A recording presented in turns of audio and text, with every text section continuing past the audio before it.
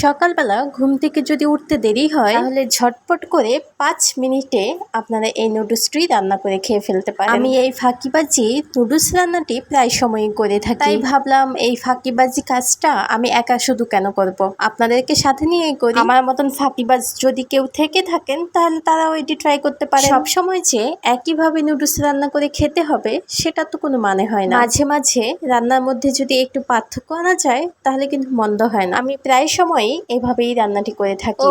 আর একটা কথা, আমার রান্না করা কড়াইটি দেখে কেউ আবার বাজে মন্তব্য করতে যাবেন না। এটা আমার অনেক দিনের সঙ্গী, আর এটাতে রান্না করতে আমি অনেক স্বাচ্ছন্দ্য বোধ করি। সব সময় আপনাদের সাথে সাজিয়ে গুছিয়ে ভিডিও শেয়ার করা সম্ভব হয়ে ওঠে না। কিছু কিছু সময় সেটাও জানা উচিত যে আমি কেমন। যারা কিনা আমাকে ভালোবাসে তারা আমার সবটা নিয়েই ভালোবাসে। একটা মানুষের মধ্যে ভালো খারাপ সবকিছুই মিশে আছে। আমি আপনাদেরকে আগেও বলেছিলাম যে আমি খুবই সাধারণ একটা মানুষ। এমন সাধারণ হয়েই আমি সব সময় থাকতে চাই। কখনো কোনোদিনও আমি অসাধারণ কিছু হতে চাই না। যারা কিনা আমাকে সত্যি সত্যি ভালোবাসবে, পছন্দ করবে, তারা এই সাধারণ মানুষটার মাঝেই অসাধারণ কিছু খুঁজে নেবে। যাই হোক, এক প্রসঙ্গে কথা বলতে এসে অন্য প্রসঙ্গে অনেক রকমের কথা বলে ফেলেছি। আচ্ছা, এখন কথা বলি মূলত এই রান্নাটি নিয়ে। কিছুদিন আগে আমি একটি রিলস আপলোড করেছিলাম, সেই রিলসের মধ্যে এই নুডলস রান্নাটি ছিল। এখন আমি যেভাবে নুডলসের মধ্যে একটা ডিম ভেঙে দিয়ে দিয়েছি, এই ডিম দেওয়া দেখে